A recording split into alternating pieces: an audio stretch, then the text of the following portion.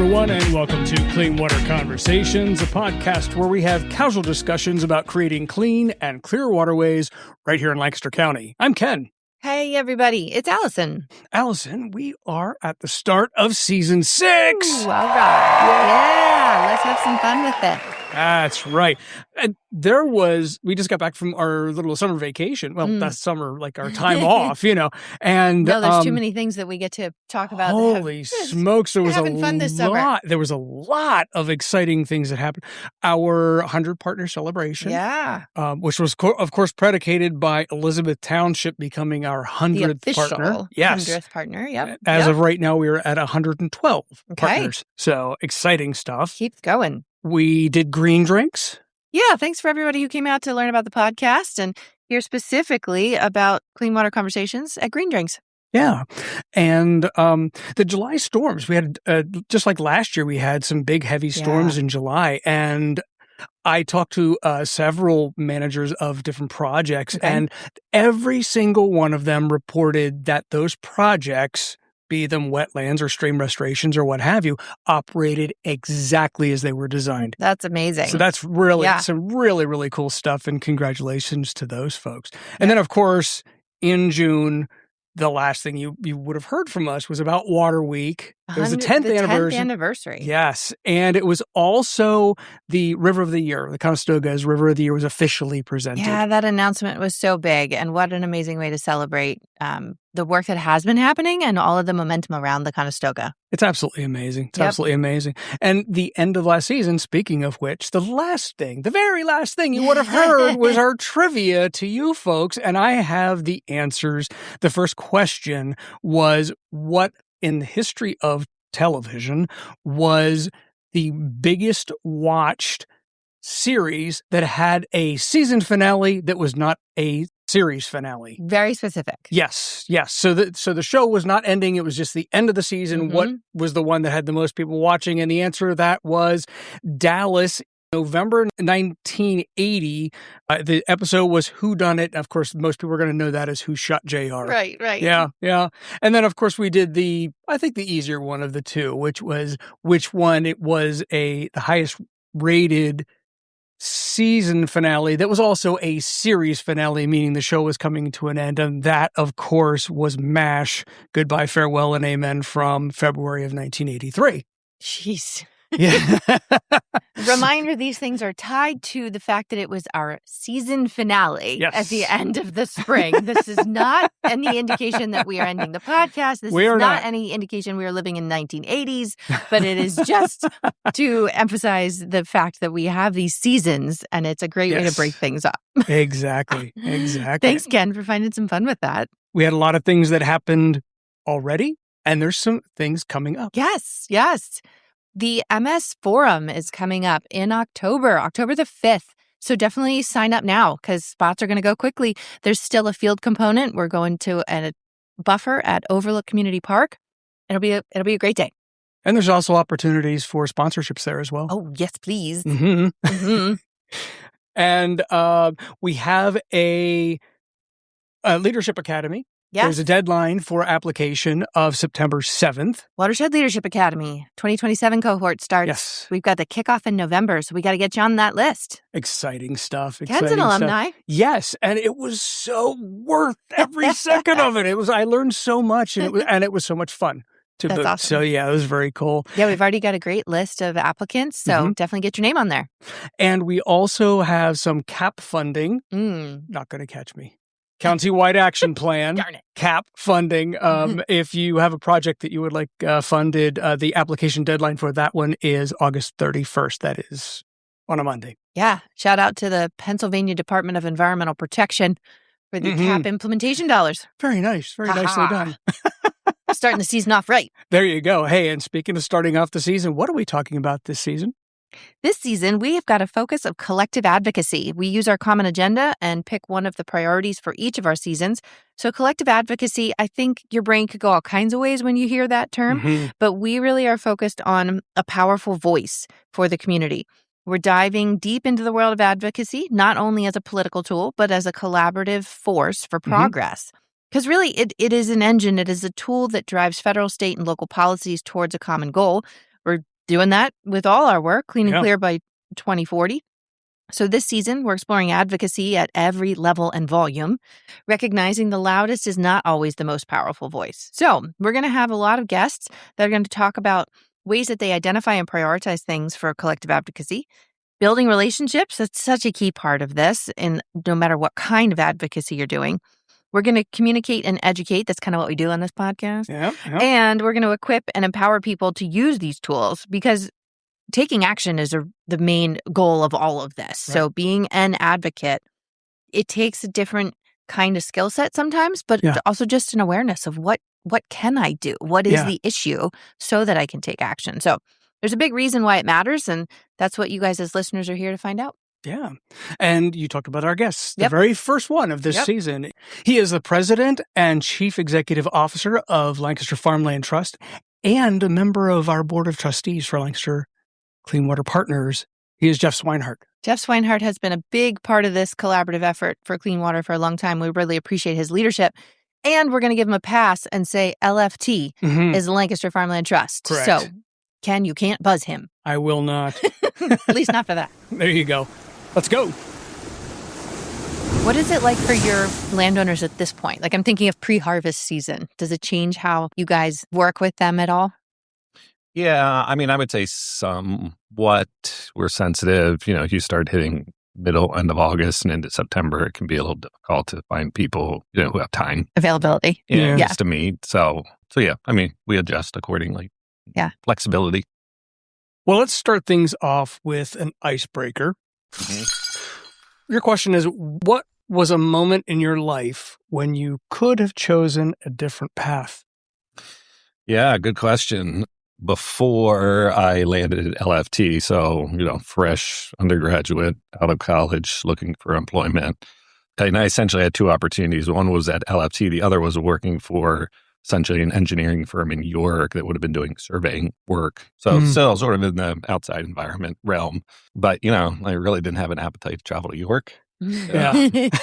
That river boundary. And just, my experience in agriculture up until that point, I had appreciation for it, and LFT seemed like the right fit. I mean, that was definitely a fork in the road where if I would have chosen the other path, I probably would have never been engaged in farmland preservation and water quality work, or at least not at the level that certainly I'm engaged in it now. Yeah, and talking about that, I mean, you grew up in Lancaster County. You worked on your family dairy farm. Not family dairy farm. Okay. So I did not grow up on a farm, but I grew up in Holtwood, right on Tuckwine Glen Road. So the Tuckwine Creek was my playground as a kid. And if you know the southern end in the River Hills, I mean, it's pretty rural. And all of my parents' friends essentially were farmers. So I spent a lot of time on farms. But I always think it's a little sort of ironic, the work that I'm doing now, because on my mother's side, my great-grandfather owned about 7 or 8 farms outside of the Quarryville area. So my mom grew up on a farm and having that experience. And when he passed away, he left all those assets to what would have been a great uncle of mine, who unfortunately was the worst business decision maker on the planet. Oh, wow. And some of those farms were then since developed along, White Oak Road, some of that development along White Oak Road. But ironically here, just about 2 or 3 years ago, we ended up preserving a piece of the home farm that my mother grew up on. Wow. So as I reflect upon that, I think it's sort of ironic how it's come full circle, that there was a strong agricultural presence. Unfortunately, some of those farms, got converted into other uses, but now some of them are preserved. And so I always sort of look at that and find it interesting in a family history perspective. Yeah. Yeah. But then I did work on a dairy farm. So when I was, 12, 13, I was bugging my parents. I wanted to get a job. And my grandmother owned about 30 acres south of the Buck. And that's where my dad really grew up. Yeah. Most of his childhood. And she was renting her land out to the neighboring dairy farmer. So my dad said to me, well, let's go talk to Bob Kaufman, maybe see if he needs some help. And then I walked in there, like being a 13-year-old, That's some extra chores. Yeah. And he looked at me and he goes, well, we'll give you a try. Oh, man. So, and then that turned into all through, then last parts of middle school, all through high school, first couple of years into college, until he he had 3 daughters and nobody was really interested in taking over the farm. So he sold the herd at that point. So, but that's really where I got my experience and appreciation for agriculture and understanding the challenges that farmers deal with and the hard work, the blood, sweat, and tears that they put into caring for animals and caring for the land. And 24/7, it never stops. And certainly is a character building process and experience. Yeah. There is no quicker way, I've always said, than to learn what real work is, than to go work on a farm, especially when you're young. Yeah, I always tell people, I think like every young individual should have to spend a day in the top of a hay mow in the middle of August. Yeah. Because if anything, it'll build character and you'll gain an appreciation for farmers and not take it for granted. I will add that to the list of you should work in retail, a restaurant, and apparently the top of a hay pile. Yes. In the middle of August. In the middle of August, yes. Middle of August. Now, this season we are talking about collective advocacy. Now, when you hear the phrase collective advocacy, what is the first thing that comes to your mind? I mean, I would say the first thing that comes to my mind is sort of the power of the collective, the group, the individuals, the organizations. And I think in the realm of advocacy, it's, how do all of those entities formulate what is the common thread or common message and carry that throughout the community?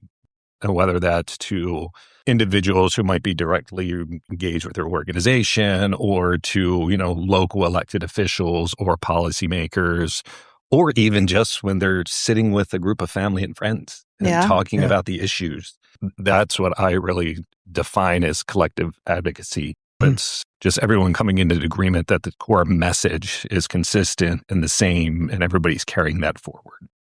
Are there ways that you found that LFT leans into that, but then also looking ahead, are there opportunities that you see that are the right fit, the best opportunity for LFT to achieve those goals with advocacy in mind? Yeah, I mean, I would say to date and historically, we probably have not leaned into our donor base or individuals passionate about the movement of farmland preservation and water quality work to the extent that we could have. And I would just say it's not always top of mind. Yeah. And people get consumed with other responsibilities and other tasks and other metrics that you have to meet. And for us, it's how many farms are we preserving? How many acres are we preserving now? It's, how many water quality projects are we doing? And you sort of, you can easily lose sight of the importance of that advocacy work. But looking ahead, as we look to the future of LFT and what we have on the horizon, this concept of a community farm is, I think, a really good platform for that advocacy component. For anybody listening who's not familiar, can you tell us more about the community farm? Yeah. So what we envision there is a space that will operate really as a community gathering opportunity. Mm-hmm. So if you think about youth in our communities, especially related to steel standards now with science, technology, engineering, environmental literacy, and sustainability. Now a real focus in schools, we envision this community farm as a platform to offer those opportunities, or at least some components of those opportunities. Yeah. I should also mention this farm is adjacent to the Blue-Green Connector project. Oh, wow. Yeah. So there's that connection that could be made there in terms of an educational standpoint. So and just public access from all different kinds. Yes. That's cool. Huh. Yeah. So I think like that's one aspect. We've also been engaging with a lot of other community-based organizations and what their needs are, and finding that there's real opportunities in that regard. So like Church World Services, as an example, working with immigrants that land in Lancaster, what I have found is a lot of those immigrants have an agrarian background. Yeah. They have no access to land in Lancaster, right? So they would be part of the people that are farming it? Well, potentially we have space there where they could grow things that feel like home. Okay. Yeah. And then, I don't know, maybe there's some small business incubator that comes out of that. They start supplying local restaurants or whatever the case might be. Yeah. So we think there's opportunities there. I just had a conversation with an individual who said, well, location is close to the health campus. Like, could you have people who are recovering from surgery or have some health condition, and could there be like raised garden beds and they could care for, plants and vegetables and have that outside experience? Yeah. And I went, you know what? I didn't think about that, but pretty darn good. Wow. I like that. So, and then you think about like 4-H and FFA kids. I mean, I live in Manheim Township in a housing development. And if there's some 12-year-old in my neighborhood that wants to raise a sheep to show at the Lancaster Fair, they're not raising a sheep in Manheim Township, right? Potentially we have space where they could raise that animal there and care for it. So, and then when you think about some of that programming, just like new beginning farmer mentorship opportunities, you think about youth development, leadership skills, counselors over some of these programs, summer camps, that sort of piece of it. So, we think there's lots of opportunities there. And then also it's a space where where we could hold some events, fundraising events, things of that nature. It provides that opportunity to really make that connection about agriculture, how it impacts you on a daily basis. And then again, connecting why permanently preserving farmland is important. Yeah. And that goes back to the beginning of this conversation, how there's fewer and fewer people that have had exposure to farms. Yeah. As a society, we have been so removed from agriculture Mm-hmm. that I think people lose the appreciation for it. They lose the understanding of it. They lose the components of it that contribute to their quality of life. And for a lot of people, I think they just take it for granted. We take it for granted. We show up at a grocery store, there's going to be food on the shelves and all these sort of things. And obviously during COVID, we had experiences where that wasn't the case. But I think it's also a matter of over time, we have moved away from agriculture. And as I go out and talk with groups and I ask the question, who lives on a farm? Who grew up on a farm? Whose grandparents had a farm? There's fewer and fewer hands that go up. Okay. And in some cases, experience where people have never stepped foot on a farm. And, and in a place like Lancaster County, where agriculture is all around us, there's something that's significantly wrong with that. We have this tremendous natural resource and this infrastructure to support it, and all these families who are working the land, and how it contributes to our quality of life as Lancastrians. And we really feel this community farm concept is going to provide a space for the average person out there that has no connection to farming, has never been on a farm, to actually come and learn about agriculture, learn about the importance of the work that farmers are doing by implementing best management practices on their farms to help with local water quality. And then from our perspective, then really making that connection with why permanently protecting farmland is important. I think that's really important for the overall movement of farmland preservation moving forward. I have come to this realization over the last handful of years. We've done a great job in Lancaster County in terms of preserving farmland, lead the nation in farmland preservation. That's wonderful. We've been doing it for 40 years now. And I get this sense of complacency in the community around that particular issue. You can ask people, do you support farmland preservation? Yeah, let's save all the farms. And people voice it, but are people really taking action around it? And I think that's where that advocacy part comes into it. It's easy to say, yeah, I support farmland preservation. It's the next step to actually do something about it. You know? And whether that's reaching out, stressing that importance to your local supervisors in terms of land use policies, or reaching out to county commissioners and expressing why farmland preservation is important and those sort of components, or people just being more active in terms of sourcing food directly from the farmer down the street, as an example. And I think if we want to continue to preserve farmland at a reasonable pace in Lancaster County, we need to re-elevate that conversation in the community. And I think the community as a collective needs to be a stronger voice of why it's important and that it's going to take resources. And as a community, we think this is a good use of public resources to do this. Now, LFT has preserved over 38,000 acres. Obviously, there's some help from landowners, for example, but what other kind of organizations have helped you along the way? Obviously, farmers are relying on various service providers for needs and goods and professional guidance, those sort of things. So when you think about the ag lenders that are in the community that help spread awareness about farmland preservation or answer questions, and at LFT, we typically have individuals on our board from the lending institutions, not all of them, but good representation, so that they know what the current state of farmland preservation is, those sort of things. You think about like attorneys who are providing either estate plans or business planning models, those sort of things. Those been key partners. I would say some of the service providers that are out working with farmers on a day-to-day basis, like the individuals at Sons and Eggs Feed Mill, as an example, they're out talking with a lot of Amish farmers. And in my experience, I find farmers rely on those trusted individuals and resources that they have to really seek a lot of input and guidance related to whatever the particular issue is. But we often hear from those individuals, I was talking with this farmer and he was asking about how the program works or something like that. So those have been real key assets in terms of, again, spreading awareness and eliminating some of the barriers that individuals have. But I always like to say, when you think about farmland preservation, especially our work at Lancaster Farmland Trust, when we're preserving farmland at 35 cents on the dollar of what it's actually worth, these families are making a significant sacrifice, potential, windfall of hundreds of thousands of dollars.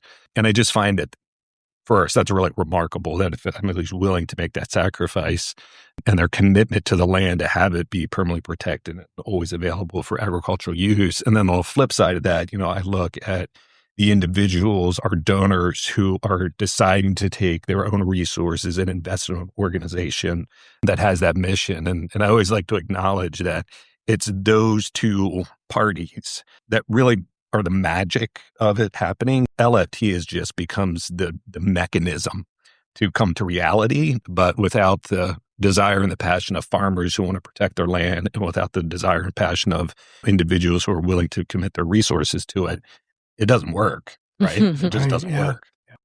With all of those types of trusted advisors, both for LFT and then the farmers that you're working with, where's the pushback? Like, who says no when you ask that question of who supports farmland preservation? There's some opinions out there when it comes to farmland preservation that it's infringing on private property rights. Okay. And I would say that comes from a framework of, well, you're taking something away from a future generation, right? Okay. You preserve this farm, you're taking away the ability for a future generation to develop it, as an example. To make that decision. Okay. Okay. It's two sides of the same coin, right? So if somebody develops the farm today, you're taking away the ability for a future generation to be able to farm. But so that property rights aspect come in there. But the reality is how we work. When your name is on the deed to a property, you hold all those rights, and it's your decision to make at that point in time.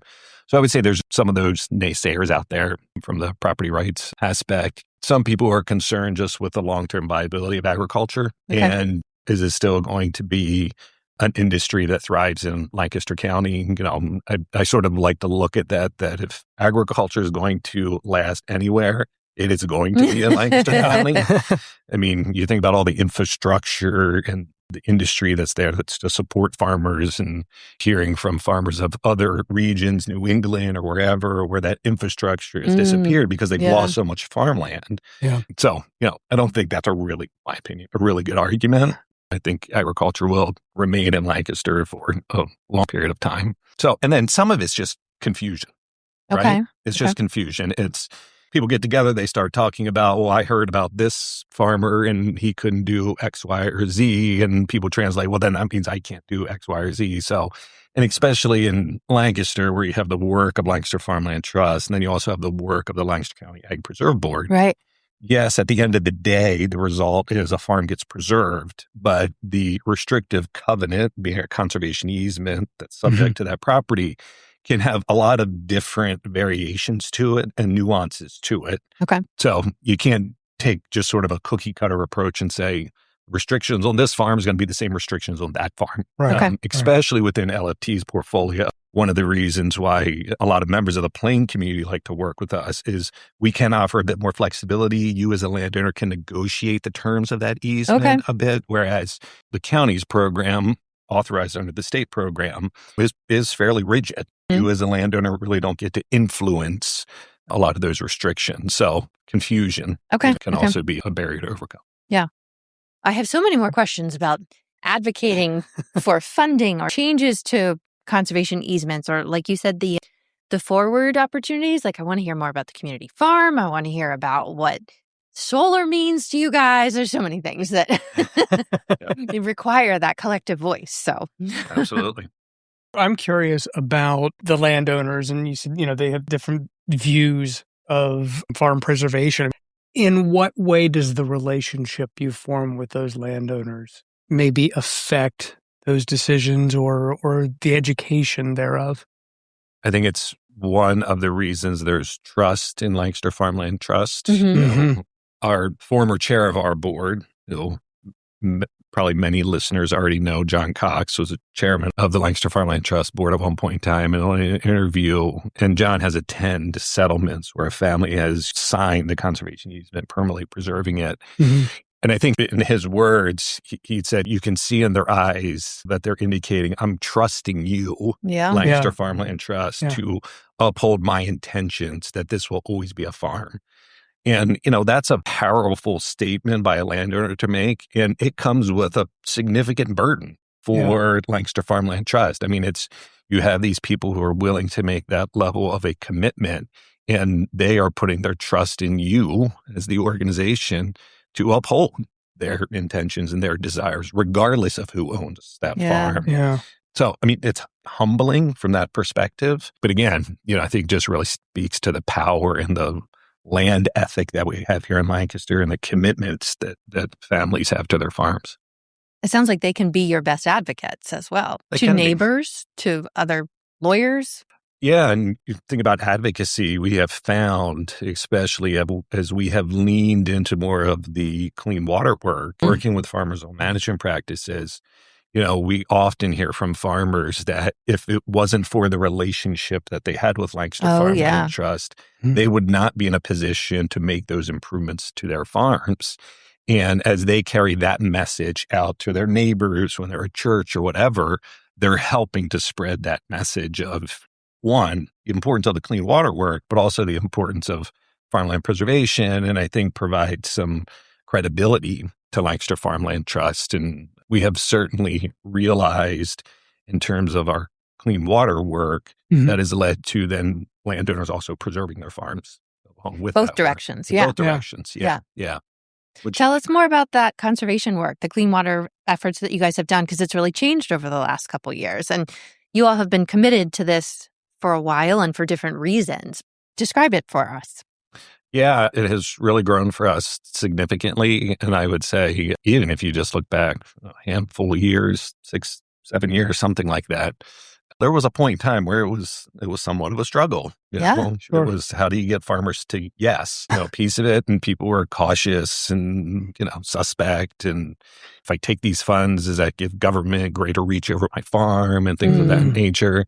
And I think as the movement has progressed and farmers have seen others in their communities make these improvements, they see how it affects the operation, management of the farm, but then also, the positive environmental outcomes in terms of forest riparian buffer. They now have all sorts of various wildlife that didn't exist there, and the opportunities that it provides for recreation and just watching nature and those sort of pieces. So it has evolved to the point to where we're now only focusing on preserve farms of doing that work, which we have found is a way to really demonstrate the value of owning a preserve farm. Yeah. And we would often hear from the second, third, fourth person who owns that preserve farm but didn't preserve it. And they go, yeah, it's preserved, but what's the benefit to me? They didn't receive any financial compensation or a tax deduction. The original grantor of that conservation easement received that. So this has been a great way to bring resources to them to really demonstrate the value of owning a preserve farm. So that has led to an increased volume to where we now have, it's 30 or 35 farmers who are waiting in line for this conservation work. And we at LFT really like the connection of those two components. You think about that clean water work, utilizing a lot of public resources for it, right? And making those public investments on a privately owned farm that's permanently preserved. So the public is at least assured some guarantee that the farm is always going to be there. It's not going to become a housing development or a data center or Right. whatever the aspect is. So I think in terms of public confidence, those investments happening on a preserved farm at least provides some level of public confidence related to that. Similar to that, how have you found being a partner with Lancaster Clean Water Partners has benefited your efforts in preservation and in water conservation? It's been a tremendous benefit. If you think about the collective impact that has occurred because the Lancaster Clean Water Partners exist, individual organizations focus on their mission, those sort of things. It's easy to lose sight of that advocacy work that has to happen. You know, it's easy to lose sight of, we got to visit with our congressional delegation. We have to visit with our state house reps and our state senators who are making not only financial decisions, but also policy decisions and legislation around particular things. And processes to make your life easier. Exactly. Permits. Exactly. And I think by having the partners exist, it again becomes that centralized voice, what many partners are experiencing who, quite frankly, don't have the bandwidth to really lean into it, potentially to the extent that it needs to be leaned into. Yeah. And so we've seen real benefit from having the partners exist in terms of that engagement piece there and helping to smooth out some of the barriers and challenges that were experienced. And then just providing the platform for the collaboration to happen. Yeah. We are partnering with many more organizations in the clean water space than what we were doing before the partners existed. I think there's a lot of different variables in there in terms of sort of the silo effect that was happening or concern of stepping somebody else's turf and all those sort of components. But I think, when you have this demand from the agricultural community that's so great, and fortunately, we've had more resources coming to the county, across that collective effort. I think it just then provides the environment where you can have much more collaboration happening between organizations. Yeah. And each one can lean into their own sort of specialty, if you want to call it that. I have to give you a shout out because you have taken that message and amplified it in other places. You mentioned congressional visits, or I'm thinking of Lobby Day with the Choose Clean Water Coalition. LFT has been a voice outside of Lancaster about the impact that's happening locally, the literal ripple effects that you're seeing with landowners, but downstream as well. So thank you for being one of those super strong voices to ensure that we still have those resources coming and that the processes are as simple as we can. We can always improve them, but ensuring that they get to the partners on the ground. Yeah. That advocacy work, federal level, state level, it's important. They want to hear from their constituents and they want to hear examples about it. So, that's important work that should be done. Yeah.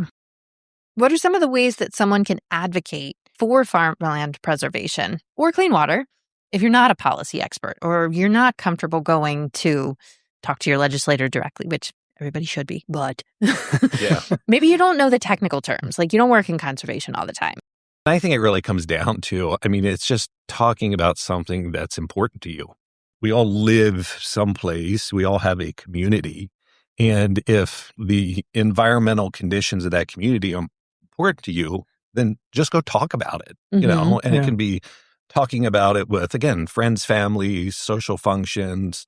Everyone should, again, in my opinion, probably be a bit more engaged in a civic manner in terms of their local municipality, because you really think about what can impact someone probably the most in terms of what the environment looks like around them or what land use is happening around them. It's at their local municipal level. It's the supervisors that they're voting into office. And in many cases, our townships are relatively small in comparison to other forms of government where it might be entirely county-based or something like that. So it's just a lack of civic engagement there. I think people have just been deterred, frustrated, for whatever the case is about, quote, government in general, and therefore they just stop participating altogether, which is unfortunate because that's where you really can have an impact. And I think it's just going and talking about what's important to you. What are some of the ways that LFT tries to educate people about advocacy or ways that they can advocate? Because I think we can sometimes use the word educate instead of advocate. Not all the time, but I know that when you're at a social function and somebody says, oh, that farm just got turned into a development, or it's always been my backyard and now it's not. That may have been planned for years and nobody knew it, but it's always been planned to be that way. Mm-hmm. I'm hearing you say if you had gone to your municipality and been at a land use planning, then you would have known that. How does LFT ensure that some of that education happens? It's so hard. Like you said before, people are busy. People are overwhelmed. How do you guys tackle that? It's a challenge because it is. People are busy, right? I mean, we've done some educational sessions about what advocacy means and how you can do it in that sort of context. But I would say the first thing is like the individual has to be willing to take some level of action. Sure. Right? I mean, just sitting on the sidelines, you're not going to influence anything. So you have to be willing to take some level of action. And probably the first step for most people, if they're not already advocating, is they need to become aware of what the issues are and understand them, and then be willing to reach out. It's certainly challenging because, I think in some cases people will feel they don't have the knowledge, therefore they don't feel empowered because they don't feel they have the knowledge base to go and advocate for something. So there has to be that personal initiative. You have to care about the issue enough that you're willing to, reach out and educate yourself or find the resources so that you do feel empowered, that you can go and actually have a conversation and express your opinion and concerns and sort of vision. I think that's the first part. Like the individual has to take some initiative there. Nobody's just going to spoon feed you and send you on your way.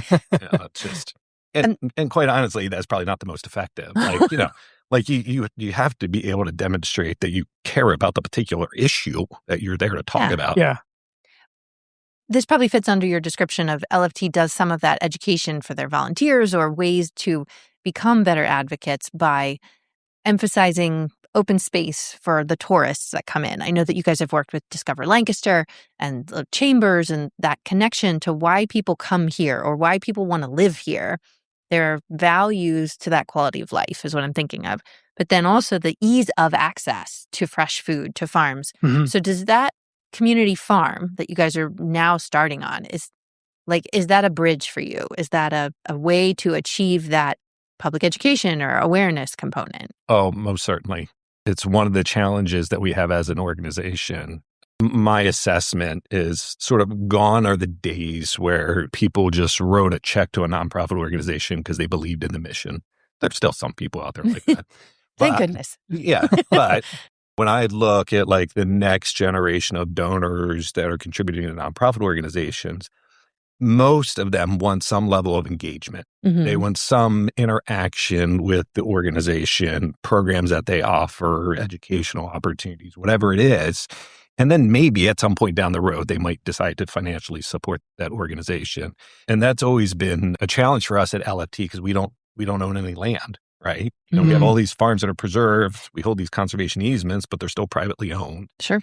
And trying to do things for 50, 70 people out on a working farm is difficult because they don't have facilities. There's not adequate parking. I always like to offer there's probably a little white Pomeranian that's biting at people's ankles. I mean, it's just, there's just a lot of barriers there. And then it's an inconvenience. We're imposing on that farm family. So we do some one-offs. Sure. But we can't do it with any regularity or frequency. Having a space in which we own and operate as a farm removes that barrier and really then affords the opportunity to build programming around consistency so that you can reach more people and get more people engaged and exposed to agriculture and how food is produced and the importance of natural resources and water quality and what farmers are doing to improve water quality and all those things that are of concerns to all of us. It just really provides that platform of opportunity. This community farm concept is an alter approach for Lancaster Farmland Trust. I really see it central to the long-term sustainability of Lancaster Farmland Trust and farmland preservation. Of your mission, yeah. Because if people do not understand agriculture, how it impacts them, and have an appreciation for it, and quite frankly, why the hell is preserving the farmland even important to them? Right. Yeah. So I think that's a real strong educational piece that has to happen there. Yeah. Otherwise, people aren't connected to agriculture. Like I go to Giant and they got lettuce. I'm good. I'm good. Yeah. Right. Yeah. Well, and I think it's a great example of how collaboration actually happens in Lancaster, because you guys are not trying to serve as another agritourism spot. Like, you're not going to have the sunflower visit, or you're not going to have the zip line through the farm field. It's like there's a specific place and time for that. But I'm hearing what you're describing as a very different component and role within the collaborative, not duplicating what somebody else is doing, but really adding to it for a value add. Yeah, I mean, most certainly. We do not envision this as the agri-entertainment Yes. venue where they're chucking pumpkins and all sorts of things. We really view this as an educational space for, the broad community to come and learn about agriculture, and understand how it contributes to their daily life. And I think it's interesting in a place like Lancaster where agriculture is really all around us. That doesn't exist. Yeah. I mean, when you think about other entities out there that sort of fill some of that gap, Penn State Extension is a great example, but their mission is really providing resources to farmers, right? So, I get Penn State Extension's emails and it come to this workshop about how you winterize your sprayer. Well, the person with 3 kids living in a housing development in Anaheim Township probably really doesn't care how you winterize a sprayer, right? Right. It's not what they're charged to do. Right. From that aspect. And I haven't seen any other entities willing to step up to fulfill that role from a very authentic educational opportunity. Yeah. Well, a shout out to you for your leadership and vision in so many ways. And we've touched on some of your collaborative leadership with the Clean Water Partners. You are coming to the end of 9 years on the board of trustees. So thank you for being part of that from just about the original team and continuing through. There's a lot of different times that you have been in a unique leadership role, whether it's chair of the board, a committee, after work plan, after task force. So thank you. Yeah, I mean, it's been a great experience, and again, it's provided this space for me to connect with other individuals, with organizations, and really build that relationship there that has led to that collaboration. And I think, in the spirit of why the partners were formed, that's what we wanted to achieve.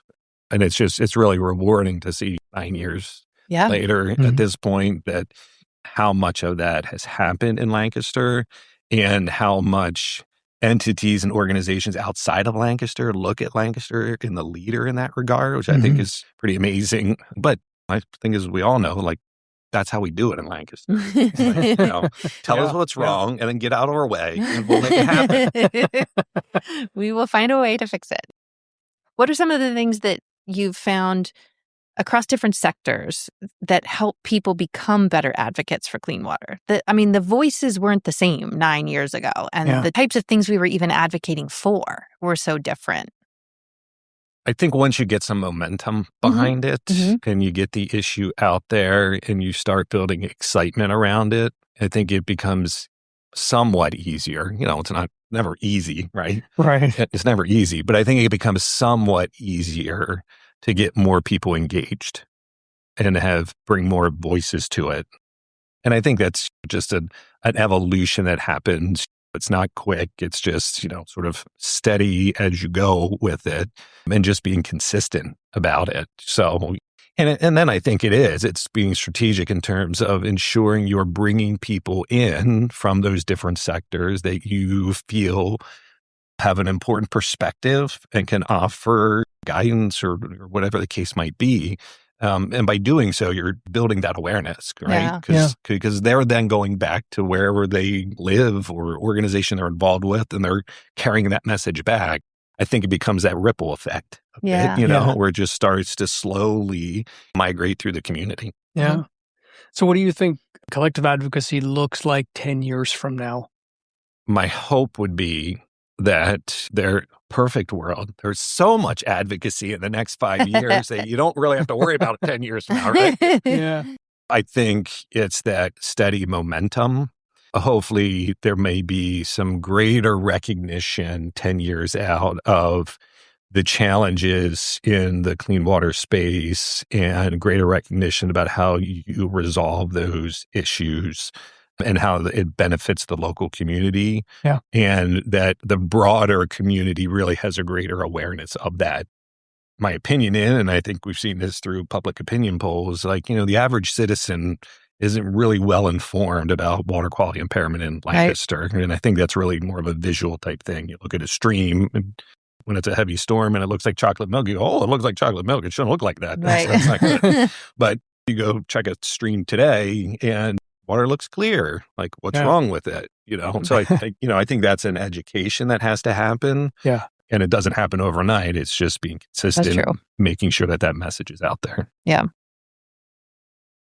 Well, that brings us to my favorite time of the episode here, and that is trivia time. Oh, boy.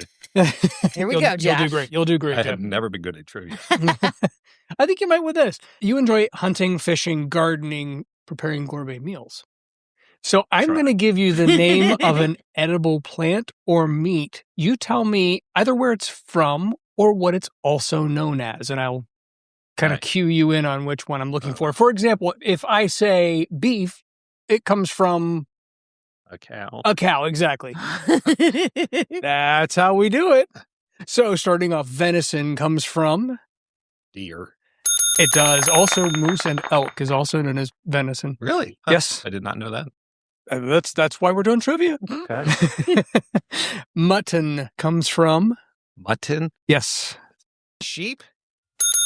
Lamb, sheep. Yeah, Okay. exactly. Mm-hmm. There you go. Nori, rockwood, and kelp are also known as seaweed. Mm-hmm. It is seaweed. Delicious on sushi. Oh. You can have my share. That's cool. Yes. An aubergine is also known as lavender. It's eggplant. Oh, yeah. The Brits call eggplants aubergines. Did not know that. There you go. I didn't know it was Brits. Okay. Yeah. Rockfish is also known as striped bass. It is striped bass. Very good. Mahi comes from no. You know what? It's a close enough fish that it's a dolphin fish. Not a different species. Not a dolphin, but a dolphin fish. Correct. Yeah. Different species. Yeah, well, Siobhan comes from Siobhan. Like chev? Yeah. Like goat cheese? Goat cheese. Mm-hmm. Yeah. So that would be? He got it. Chev. Goat cheese. Goat. Yeah, that's right. Squab comes from? Oh, isn't it squid? No. No. It's a fish. It's pigeon, actually. Oh, that's right. Yeah. It's the S that always gets me on that one. Coriander is also known as? It's cilantro. There you go. It is, in fact, cilantro. Summer squash is also known as? Zucchini. Also, yes. Zucchini. Yeah. I love this next series of questions.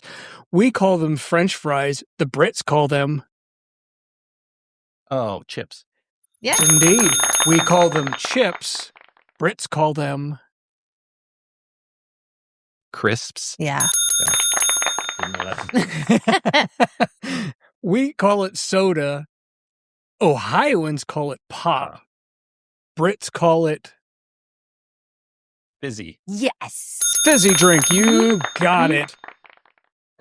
That's it. That's our trivia. That is our show. Jeff, thanks for coming on, telling us about all of the work that LFT is doing. And it is fascinating to hear about that community farm. And that's our show. And we will be back in just a couple of weeks. Until then, take care. Thanks, everybody. Clean Water Conversations is brought to you by Lancaster Clean Water Partners. If you have comments or suggestions on show topics, or would like to be a sponsor for a season or an episode of Clean Water Conversations, send us an email at info@lancastercleanwaterpartners.com. Thanks for listening.